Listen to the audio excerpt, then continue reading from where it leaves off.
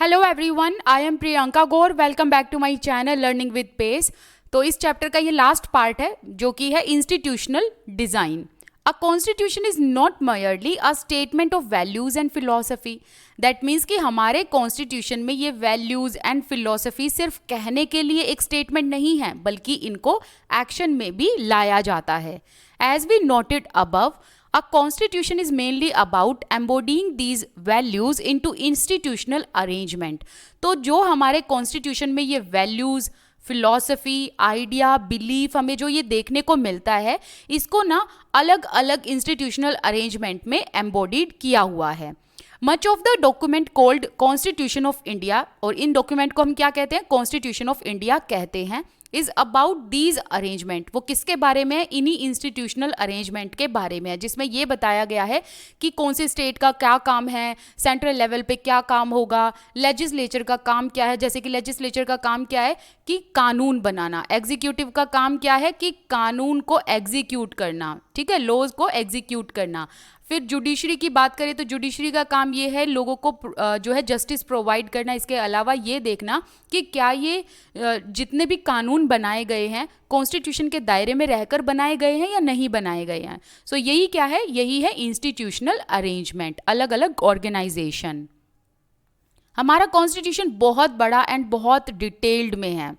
इसके अलावा इसमें टाइम टू टाइम जो है अमेंडमेंट होते रहते हैं, चेंजेस होते रहते हैं और इसको अपडेट किया जाता है। इसी को कहते हैं कॉन्स्टिट्यूशनल अमेंडमेंट, ठीक है। तो इसमें टाइम टू टाइम क्या होते रहते हैं? अमेंडमेंट होते रहते हैं। तो ये कह सकते हैं कि हमारा जो कॉन्स्टिट्यूशन है इट इज फ्लैक्सीबल, ठीक है। इट्स नॉट रिजिड बल्कि फ्लैक्सीबल है।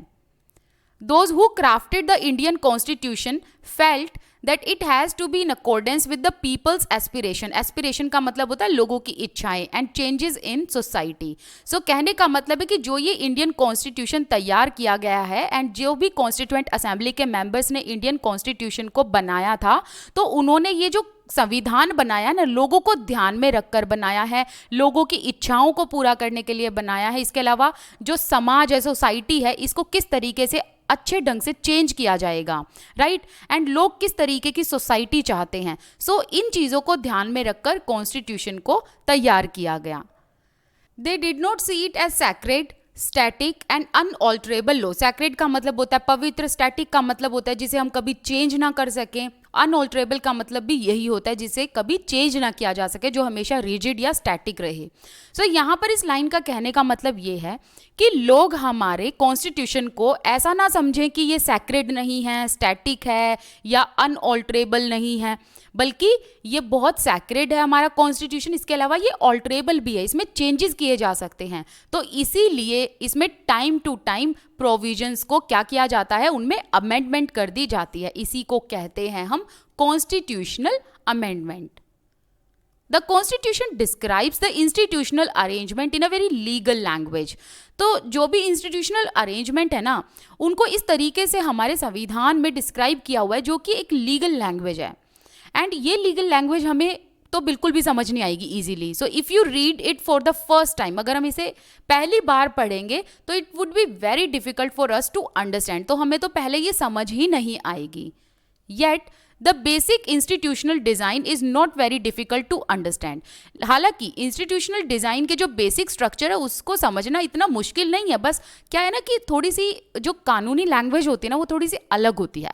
अगर आपको कानूनी भाषा आती है तो आप इसको अच्छे से समझ सकते हो, ठीक है, पर पहली बार इसको पढ़ोगे तो एकदम से आपको समझ में नहीं आएगी। बट इसका मतलब ये भी नहीं है कि it is difficult to understand.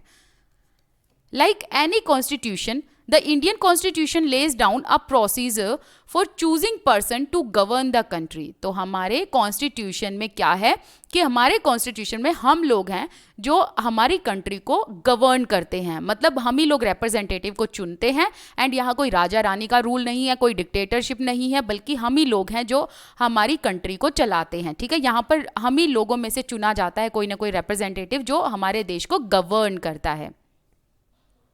It defines who will have now much power to take what decisions। And इसमें ये भी कॉन्स्टिट्यूशन में बताया हुआ है कि किसके पास क्या क्या पावर होंगी, स्टेट के पास क्या पावर है, सेंट्रल गवर्नमेंट के पास क्या पावर है ना। इस तरीके से अलग अलग चीज़ों के बीच में पावर बांटी, अलग अलग ऑर्गेनाइजेशन के बीच में पावर को बांटा हुआ है। And it pools limits to what the government can do by providing some rights to the citizens that cannot be violated, and the remaining 3 chapter in the book are about 3 aspects of the working of Indian Constitution। हालांकि आगे जाकर हम इसको और elaborated तरीके से पढ़ेंगे, but यहाँ पर देखो क्या लिखा हुआ है, it put limits to what the government can do. हमारे कॉन्स्टिट्यूशन में ये भी बताया गया है कि गवर्नमेंट क्या काम कर सकती है। गवर्नमेंट के ऊपर भी पूरी रोकथाम है, स्टॉपेज है कि कहाँ वो अपनी मनमर्जी चला सकती है, कहाँ नहीं चला सकती। बेसिकली कहा जाए तो गवर्नमेंट अपनी मनमर्जी नहीं चला सकती, उसे वो बेसिक स्ट्रक्चर, बेसिक रूल्स सभी फॉलो करने पड़ते हैं एंड उसी को दायरे में रहकर इनको कानून बनाने पड़ते हैं। बट फिर भी गवर्नमेंट के ऊपर भी रेस्ट्रिक्शंस हैं, राइट। इसके अलावा ओके यहाँ थे ना, what the government can do, कि गवर्नमेंट क्या कर सकती है by providing some rights to the citizen. इसके अलावा हम लोगों के पास भी राइट्स हैं। अगर सपोज करो कोई ऐसी गवर्नमेंट ने पॉलिसी बना दी जो हमें नहीं पसंद आई, तो हम प्रोटेस्ट कर सकते हैं, राइट। हम प्रोटेस्ट कर सकते हैं गवर्नमेंट के अगेंस्ट एंड गवर्नमेंट हमें जवाब देगी, right. And that can not be violated, तो हमारे जो राइट हैं उनको वॉयलेट नहीं कर सकती गवर्नमेंट, ठीक है। जैसे कि अगर सपोज करो हमें गवर्नमेंट का काम पसंद नहीं आ रहा, हम अपने व्यू पॉइंट रख सकते हैं, तो गवर्नमेंट ये नहीं कह सकती कि तुम चुप रहो, तुम हमारे अगेंस्ट बोल नहीं सकते, हम तुम्हें जेल करा देंगे, ऐसा नहीं है। हम सिटीजन्स के पास अलग राइट है, गवर्नमेंट के पास अलग राइट है, और गवर्नमेंट जो भी काम करेगी वो हमारे वेलफेयर के लिए करेगी। एंड हम सिटीजन्स के पास ये राइट है कि अगर हमें गवर्नमेंट की पॉलिसीज पसंद नहीं आ रही हैं, कुछ भी प्रोग्राम पसंद नहीं आए, कुछ भी पसंद नहीं आए ना, तो हम अपने ओपिनियन आगे गवर्नमेंट के सामने रख सकते हैं, अपनी बात गवर्नमेंट को पहुंचा सकते हैं, आवाज उठा सकते हैं। We can raise question against the government, right? We shall look at some key constitutional provisions in each chapter। देखो हर एक चैप्टर में हमने कुछ ना कुछ कॉन्स्टिट्यूशनल प्रोविजंस के बारे में पढ़ा है, ये भी अंडरस्टैंड किया है कि डेमोक्रेटिक पॉलिटिक्स कैसे काम करती है। But this text book will not cover all the salient features of the institutional design. हालांकि इंस्टीट्यूशनल डिज़ाइन के बारे में आप आगे आने वाले चैप्टर्स में पढ़ोगे, आगे आने वाली क्लासेस में पढ़ोगे। Some other aspect will be covered in your text book next year, जैसे कि आप इंस्टीट्यूशनल डिज़ाइन के बारे में नेक्स्ट ईयर मतलब अपनी 10th क्लास में पढ़ोगे। तो हमारा जो ये चैप्टर है ना यहाँ पर ख़त्म होता है फाइनली, ठीक है। काफ़ी बड़ा चैप्टर था बट ठीक है, चलो फाइनली हमने ये कंप्लीट कर लिया है। अगर आपको ये वीडियो पसंद आई तो प्लीज़ लाइक, शेयर एंड मेरे चैनल पे पहली बार आए हो ना आप सब लोग, तो आप ना मेरे चैनल को सब्सक्राइब करे बिना बिल्कुल मत जाना। Thank you so much for watching this video, bye bye. And हाँ, इसके अलावा आप मेरे साथ टेलीग्राम, इंस्टाग्राम पर भी जुड़ सकते हैं। चलो मिलते हैं नेक्स्ट वीडियो में, बाय।